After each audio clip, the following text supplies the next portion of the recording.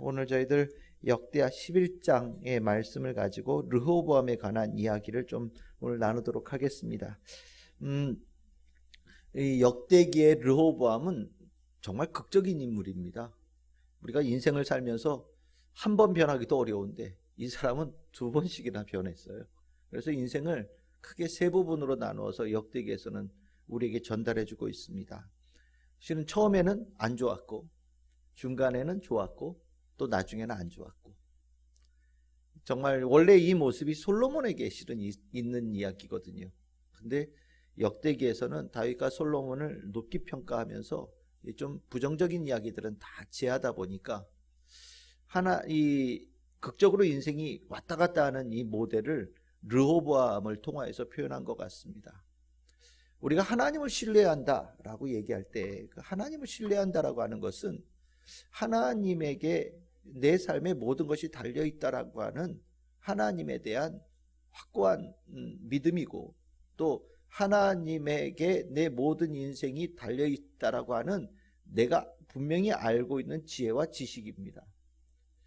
우리가 그것이 하나님을 신뢰하고 끝까지 하나님을 붙잡게 되어지는 아주 중요한 이유죠. 이 믿음을, 이 지식, 신뢰를 가지고 있는 사람들은 어떠한 경우에도 흔들리지 않아요. 오히려 위기 상황 속에 하나님을 더 강하게 붙잡습니다. 우리가 이것을 쉽게 배울 수 있느냐? 실은 이것을 쉽게 배운다라고 얘기하기는 좀 어려울 것 같습니다. 책을 통하여서 배울 수 있느냐? 글쎄요, 성경을 통하여서 이것을 배울 수 있다면 너무너무 축복된 인생이지요. 부모님의 가르침을 통하여서, 또 목사의 설교를 통하여서 이것을 배울 수 있다면 정말 이건 은혜 입은 사람입니다. 근데 많은 경우에는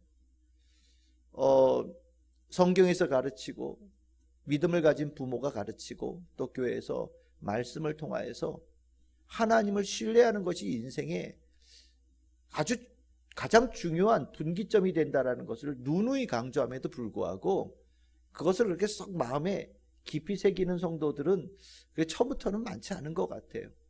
결국 살아가면서 정말 그런가?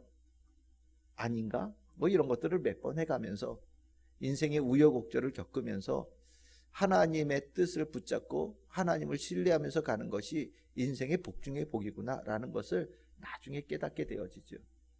우리가 하나님의 뜻을 깨닫고 간다라고 하는 것은 하나님께서 하라고 하신 것과 하지 말라고 하는 것을 분명히 나의 마음속에 기준으로 삼고, 하나님께서 원하시는 것을 용기를 다해서 선택해서 나아가고, 또 하나님께서 하지 말라고 하신 것에 대해서는 내가 아무리 즐거워하던 일일지라도 단호하게 끊어낼 수 있는 용기를 갖는 것, 이게 하나님의 뜻을 깨닫는 겁니다. 이 역대기를 읽고 있는 이스라엘 백성들은 정말 고통의 시간을 통하여서 하나님의 뜻대로 살아가는 것에 대한 가치를 배운 사람들이에요. 그리고 그것을 후손들에게 전해주기 위해서 역대기를 쓰고 있는 겁니다. 그러면서 하나님의 뜻대로 살았던 다윗과 솔로몬의 부흥되어진 역사, 그리고 하나님의 뜻을 어긋난 왕들의 이야기들을 전해주면서 너희들은 이것을 바보스럽게 경험을 통해서 깨닫지 말고 수많은 분들이 이미 경험한 역사를 통해서 확신을 가지면서 하나님의 뜻을 따라갔으면 좋겠다라는 것을 가르치고 있는 겁니다. 르호보암은 전형적인 그것을 보여주는, 짧은 인생 속에 보여주는 전형적인 인물이에요. 오늘 읽었던 본문 18절부터 23절에 보시면 자녀들이 풍성해졌다 이 얘기를 하고 있죠. 이 얘기는 원래는 르호보암의 이야기가 끝날 때 나오는 것이 정상이죠. 근데 이걸 굳이 12장에도 르호보암의 이야기가 나옴에도 불구하고 이것을 의도적으로 11장에다가 다 붙여줬어요. 왜 그러냐면 긍정적인 이야기의 스토리로 읽기를 원했기 때문입니다. 11장은 다 긍정적인 이야기예요. 르호보암의 삶에 자녀들이 풍성하고, 그 자녀들도 또 서로 잘 지내고, 또 이 르호보암이 모든 자녀들을 똑같이 인정해 주면서 많은 자녀들을 전 국토에 이렇게 배분시키면서 나라를 전체를 튼튼하게 만드는 그런 인재들로 삼았다라는 것이 이 역대기에서 이야기하고 자녀들의 이야기의 포인트거든요. 그러니까 정말 멋있는, 정말 되게 잘 산 삶을 산 겁니다. 그러면 어떻게 이렇게 되어지게 되어졌을까? 무엇이 이 르호보암에게 그런 축복을 주었을까? 그걸 궁금하게 됩니다. 13절서부터 17절까지는 그렇게 되어진 아주 결정적인 계기에 관한 이야기를 하고 있어요. 17절에 보시면 이렇게 얘기합니다. 르호보암을 강성하게 하셨다, 이렇게 얘기합니다. 하나님께서 르호보암을 강성하게 하셨다. 아니, 잘 생각해 보면 솔로몬이 죽고 난 다음에 이만큼 되어져 있던 나라를 반을 딱 짜게 가지고 북이스라엘로 독립시켰던 분이 하나님 아니십니까? 근데 하나님께서 그 벌하셨던 것처럼 보이는 르호보암을 강성하게 하셨다라고 하는 것은 참 어떻게 보면 좀 이해가 잘 안 가는, 앞뒤가 잘 안 맞는 것 같은 이야기일 수 있어요. 그런데 이 이유가 있죠. 이렇게 되어진 이유는 17절에 보시면 르호보암이 잘해서가 아닙니다. 뭐가 나오냐면 13절에 보시면 얘기가 나오죠. 온 이스라엘의 제사장들과 레위 사람들이 르호보암에게 돌아왔다라고 되어져 있고, 그 제사장과 레위 사람들이 르호보암에 돌아올 때에 16절에 보시면 이스라엘의 모든 지파 중에 마음을 굳게 하여 이스라엘의 하나님 여호와를 찾는 자들이 레위 사람들을 따라서 예루살렘에 도착했다라고 얘기를 합니다. 그러니까 레위 사람들, 제사장들 뿐만 아니라 이스라엘 백성들 전체 중에 경건한 자들, 믿음이 있는 자들이 대거 르호보암에게 몰려들었고, 그들이 몰려듦을 통하여서 부강하게 되어졌다라고 얘기를 하는 거예요. 우리가 10개의 지파가 르호보암에게 등을 돌려서 독립하지 않았습니까?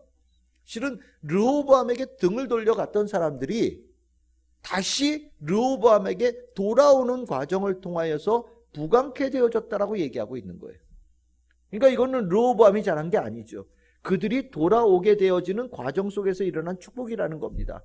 그러면 그들이 돌아오게 되어진 그 계기가 뭐에서 일어났느냐? 돌아왔다 돌았다는 얘기가 지금 읽었던 본문에 꽤나 자주 등장을 하는데, 돌아왔다라는 단어가 어디에 나오냐면 4절에 등장을 해요. 4절에 보시면 하나님께서 너희 형제와 싸우지 말고 각기 집으로 돌아가라, 하나님께서 스마야 예언자를 통하여서 말씀하셨더니 르호보암이 그 말씀을 듣고 돌아갔다라고 얘기를 하고 있고, 그 여로보암을 치러 가던 길을 되돌아왔다라고 얘기를 하고 있어요.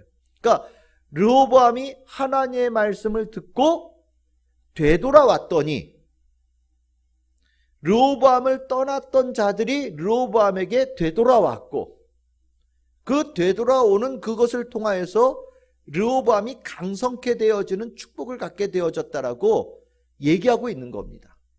이러고 나서 보니까 우리가 이 강성케 되어지는 것을 늘 소망하잖아요. 잘 되는 거, 성공하는 거, 멋지게 되어지는 것을 소망하는데, 역대기에서는 그것의 시작점을 분명하게 얘기하고 있어요. 하나님의 말씀을 듣고 하나님의 뜻으로 돌아오면 하나님께서는 그 자에게 과거에 잘못이 있고 어려움이 있고 잘못된 선택으로 하나님께서 그를 징계하셨던 인생일지라도 하나님께서는 그에게 놀라운 부흥을 허락하시고 강성케 하시는 축복을 허락하신다는 것을 우리에게 전해주고 있는 겁니다. 정말 우리의 인생을 잘 뒤돌아보면 분명한 것은, 여러분들도 인생을 다 살고 나서 마지막 순간에 인생을 돌아볼 때 이렇게 고백할 수 있기를 바랍니다. 내 인생을 돌아봤더니 정말 내 인생에 아름다운 결실이 맺혀졌을 때는 하나님께서 나를 도와주셨을 때였다. 그리고 내 인생에 어려움을 겪고 근심 속에 있을 때 돌아보니 내가 하나님이 내 머릿속에 지워지고 희미해지고 하나님의 은혜, 하나님의 말씀에 대해서 내 귀에 멀어졌을 때, 그때가 바로 내 인생의 가장 어려운 때였다 라고 여러분들이 인생을 돌아보면서 내 인생을 평가할 수 있는 참된 지혜를 모두가 갖기를 소망합니다. 이거를 경험해서 깨달은다고 한다면 인생이 정말 10년 단위로 훅훅 지나갈 거예요. 하나님의 뜻이 어디 있을까? 이것 찾다가 언젠가는 깨닫게 되겠지라는 생각으로 그냥 걸어가다 보면 뭔가를 이룬 것 같았는데도 이것이 아닌가 봐 그러면서 10년 지워지고, 또 새로운 길을 찾아서 이곳에 가다 보면 또 뭔가 있겠지라는 기대감을 가지고 또 10년 정도 살다가 그 10년이 지워지고, 그래서 나중에 10년 한 몇 번 지나고 나면 벌써 인생이 끝날 때쯤이 되어져서 그제서야 하나님의 뜻이 이거였구나 라는 것을 깨닫게 되어지고, 그제서야 하나님의 뜻이 내 삶에 이루어지는 증거를 내가 맛보게 되어지면서, 하나님, 이걸 내가 가르쳐 주려고 내가 이렇게 험한 인생을 살게 하셨군요 라고 고백하게 될 거라는 생각이 들어요. 대표적으로 여러분들 야곱 있지 않습니까? 야곱이 인생을, 자기를 표현할 때 뭐라고 그랬습니까? 자기 참 험한 인생 살았다라고 표현합니다. 그렇죠. 정말 험한 인생 살았어요. 뱃속에서부터 형과 뱃속에서 경쟁하고, 거짓이 있고 속임이 있고, 하나님께서 그에게 축복하셨지만 그럼에도 불구하고 하나님의 인도하심에 전적으로 순종해 가지 못하는 모습들, 많은 자녀를 주었지만 그 자녀의 유독 어떤 한 자녀에게 더 많은 편애를 함을 통하여서 또 갈라지는 모습들. 실은 야곱의 인생을 보면은 하나님의 뜻이 야곱에게 분명하게 전해졌음에도 불구하고 야곱은 그 하나님의 뜻을 온전하게 순종하면서 나아가는 것에 대해서 늘 언제나 마음 한구석에 의심을 가지고 있던 사람이 바로 야곱이었습니다. 그리고 나니 나중에 애굽에 가서야 아이고, 이러려고 아들 12를 낳게 하셨구나. 결국에 내가 여기까지 오게 하시게 하신 것도 하나님의 뜻이었구나. 아유, 이제서야 이곳이 내가 하나님의 뜻대로 와야 될 길이라는 것을 깨닫게 되어지고 난 다음에 그제서야 고백하는 인생이 된 거 아닙니까? 야곱의 인생은 저보고 야곱처럼 살라고 그러면 저는 야곱처럼 살고 싶지 않아요. 그가 이스라엘 전체의 조상 되어지는 12의 지파의 아버지가 되어진 사람이고, 그 아들이 정말 높은 자리에 올라가서 애굽의 총리가 되어지는 일도 보고, 그랬을지 모르지만 저는 개인적으로는 야곱처럼 살고 싶지 않아요.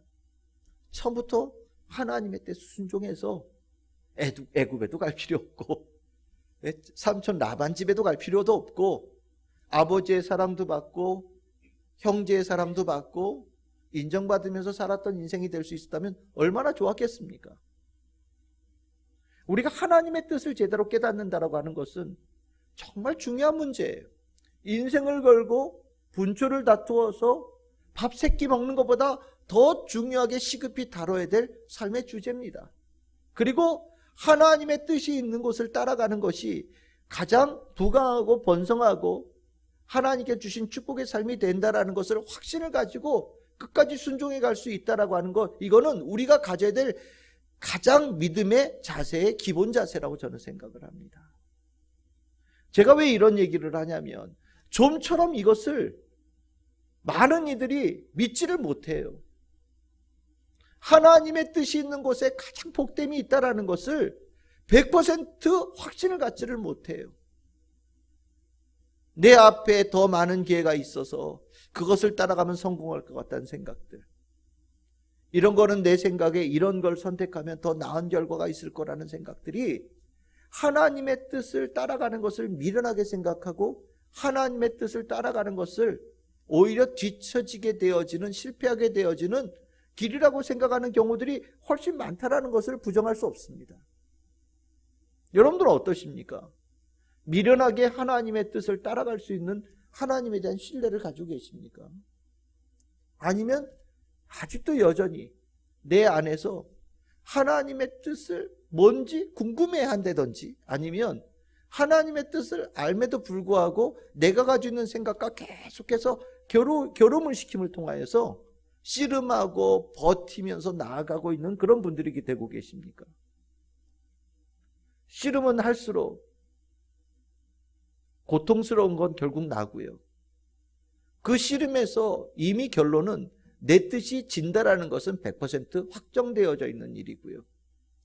내가 생각하는 그 아름다운 결실은 하나님께서 도와주시지 않으면 절대로 맺어질 수 없다라는 것도 이미 확정되어진 일이라는 것을 여러분들이 분명히 아셔야 됩니다. 이 르호보암은 정말 하나님의 뜻 한 번도 묻지 않아서 나라가 갈라지는 어려운 일을 겪었어요.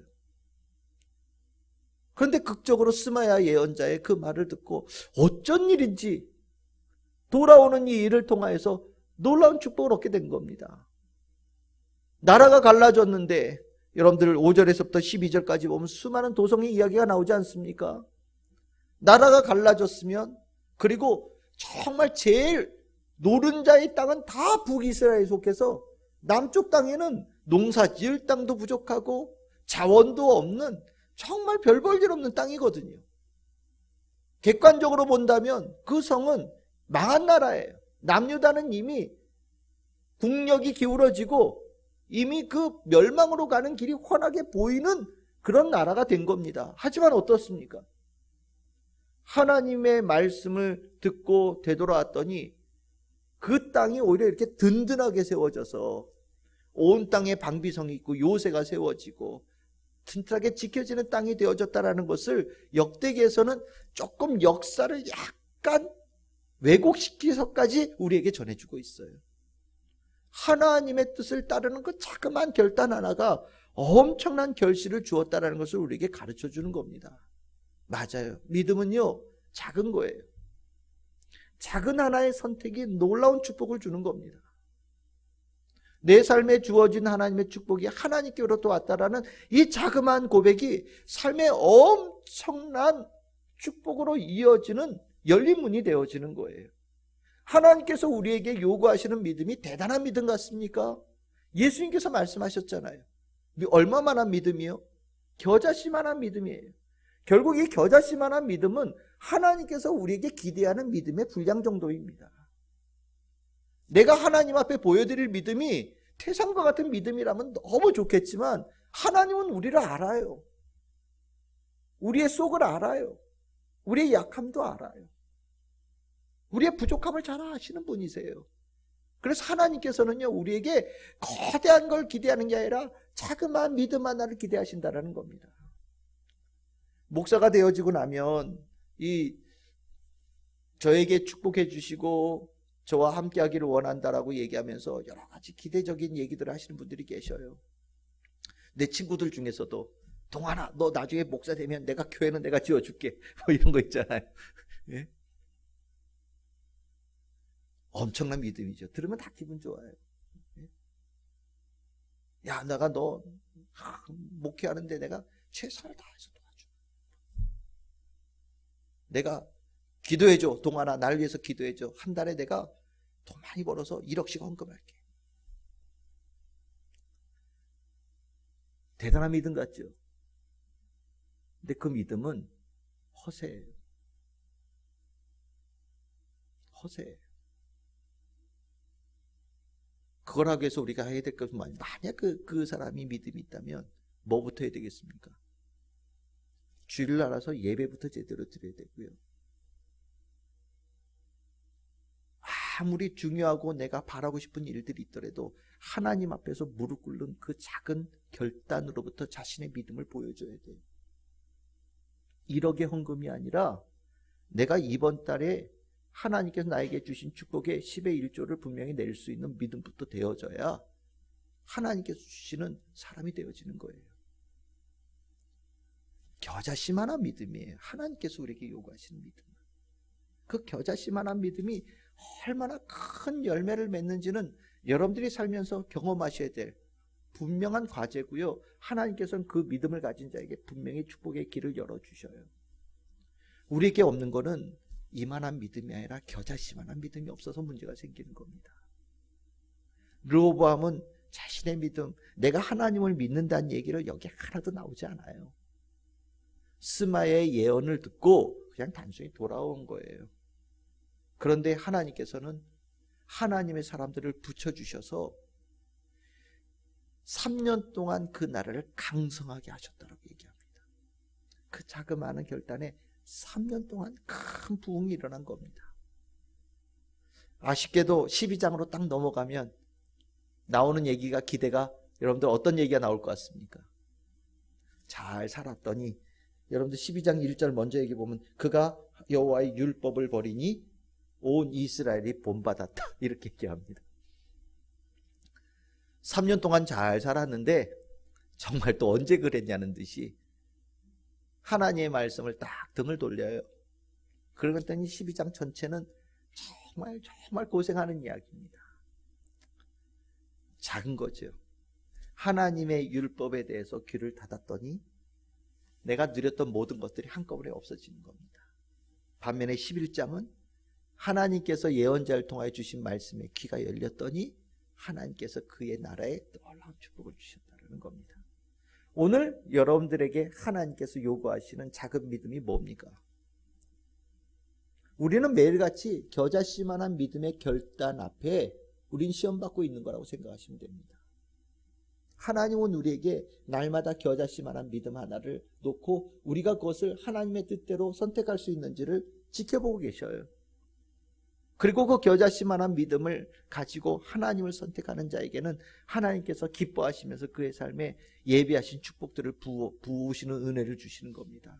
그러면서 우리는 한 걸음 한 걸음 나아가는 거예요. 내 앞에 있는 겨자씨만한 믿음 그 하나를 선택해야 하는 그 과정을 쭉 가다 보면 나중에 이렇게 지나오고 나서 보면 그 겨자씨만한 믿음이 이렇게 누적되어져서 내가 보기에도 참 귀한 삶을 살았다고 고백할 수 있고 하나님께서도 이렇게 기뻐하시는 축복되어진 인생의 그 열매들을 내가 이렇게 간직하고 있는 삶을 보게 되는 겁니다. 우리는 이 사순절에 내 믿음을 돌아보는 시간을 갖고 있어요. 내가 예수님을 얼마나 사랑하는가? 예수님께서 나를 향하신 사랑을 내 마음속에 얼마나 간직하고 있는가? 그리고 그 사랑받은 자로서 내가 어떻게 살고 있는가? 돌아보는 거예요. 이 사순절 그러고 나면 예배라는 자리가 더 귀해질 수밖에 없어요. 나를 사랑하신 그 주님 앞에 나아가서 사랑받았음을 감사하며 감격을 올려드리는 그것은 당연히 예배로 연결되어지는 겁니다. 그래서 사순절의 예배는 그 어느 때의 예배보다 귀한 거예요. 오늘 여러분들은 그 겨자씨만한 믿음의 선택을 가지고 이 자리에 나오신 분들이십니다. 그리고 이미 그 지금까지 오는 과정 속에 겨자씨만한 믿음의 그 길들의 축복을 이미 여러분들이 알고 계시고 그러면서 성령의 인도하신 대로 늘 나오고 있는 모습으로 이 자리에 계신 거예요. 얼마나 아름다운 모습인지 몰라요. 주님께서 원하시는 성도의 모습은 바로 이런 겁니다. 저는 우리 참 즐거운 게 성도 여러분들이 그랬으면 좋겠어요. 모든 이들이. 저는 화려한 믿음일수록 별거 없다라는 생각을 가지고 있는 사람이에요. 진짜 믿음은 보이지 않는 곳에서 헌신하는 사람들이에요. 예수님 하나님은 그런 사람들을 더 눈여겨보십니다. 앞에 나서서 화려한 척 멋있는 얘기 잔뜩 떠드는 사람들, 엄밀하게 하면 믿음이 아니라 세상적인 허세를 부리는 것일 수도 있습니다. 실은 우리가 21세기의 신앙생활을 하면서 많은 크리스찬들이 연기하면서 믿음 생활을 하고 있어요. 믿음이 있는 척하고 있죠. 하나님을 사랑하는 척하고 있고 예수를 따르는 척하고 있어요. 교회를 정말 열심히 사랑하는 척하고 있어요. 교회를 왜 다니냐? 누군가는 교회를 통해서 사업의 길이 열려져서. 교회를 왜 다니냐? 내가 좋아하는 그것을 교회에서 하니까. 교회를 왜 다니냐? 내가 친하게 다니는 사람들이 교회에 있어서. 교회를 왜 다니냐? 그냥 옛날서부터 그냥 다녀서. 다 탑스타예요. 대단한 연기자로 믿음 생활하고 있는 겁니다. 사순절은 우리의 진짜 믿음을 점검하는 시기예요. 사람들 앞에서는 믿음 있는 척 연기하는 것이 통할지 모르지만 하나님 앞에서는 그 믿음의 연기가 통하지 않습니다. 우리가 가져야 될 작은 겨자씨만한 믿음이 이 사순절 기간 동안만큼이라도 날마다 바른 선택으로 승리할 수 있는 성도들이 되어져야 됩니다. 그리고 나면 그 겨자씨만한 믿음이 누적되어져서 아름다운 선택을 한 분들에게 부활의 확증 감격을 주께서 부어주시는 거예요.